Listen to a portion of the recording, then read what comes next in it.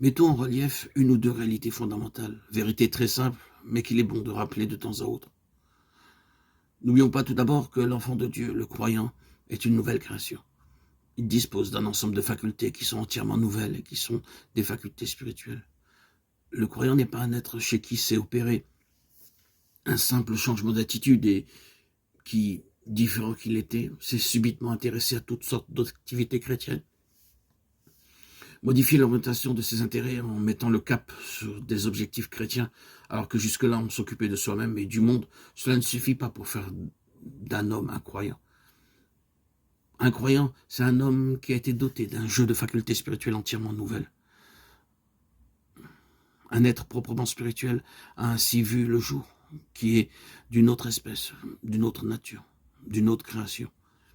Or, ces facultés spirituelles, grâce auxquelles seules on peut percevoir les choses de Dieu et se les approprier, elles doivent se développer, croître, grandir, pour devenir aptes un jour à un service spirituel productif.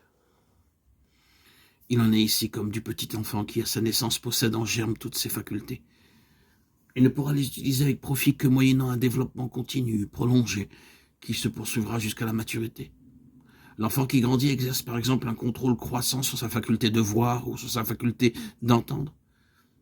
Et tous ses sens doivent se développer de semblable façon pour atteindre leur maximum de rendement, qu'il s'agisse de son esprit d'observation ou de sa faculté de compréhension. Il y a là une loi de développement à laquelle tout son être doit obéir. Ce qui caractérise la dispensation dans laquelle nous vivons, c'est le rassemblement d'entre les nations des membres de Christ en un seul corps. C'est ensuite leur formation spirituelle en vue d'une maturité aussi complète que possible. Ce que Dieu veut, ce n'est pas seulement le salut des âmes ou le groupement des croyants en un corps spirituel. Sa pensée suprême, ce qui lui tient le plus à cœur dans cette économie, c'est notre croissance spirituelle. C'est l'avènement en nous de l'homme fait. Je ne pense pas qu'on puisse contester que ce soit là une de ses préoccupations maîtresses pour son peuple. Le développement complet de l'homme intérieur, la stature parfaite, la maturité. On ne peut pas échapper à cette conclusion quand on lit la parole de Dieu avec cette pensée-là en vue. Il est néanmoins clair que le manque de maturité spirituelle parmi les enfants de Dieu est un mal universel. Enfin, on peut affirmer avec la même certitude que le Seigneur, dans les relations qu'il entretient avec les siens, donne à tous ceux qui le désirent l'occasion d'entrer avec lui dans cette vie de maturité et de plénitude. Un tel sujet ouvre la porte à bien des questions, mais nous sommes obligés de les laisser de côté pour le moment. Que le manque de maturité soit général, nous le savons. Que parmi ceux qui sont sauvés et appartiennent à la vraie famille de Dieu, il y en ait des multitudes qui languissent dans l'immaturité spirituelle, qui ne veulent pas payer le prix et aller de l'avant avec le Seigneur. Nous le savons aussi. Et nous serions tentés de dire, comme le disciple d'autrefois, celui-ci, Seigneur, que lui arrivera-t-il?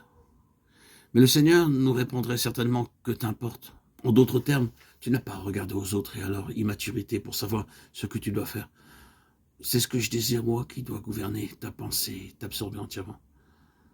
Considérons donc le parfait développement de notre homme intérieur comme étant le vrai dessein de notre Père Céleste.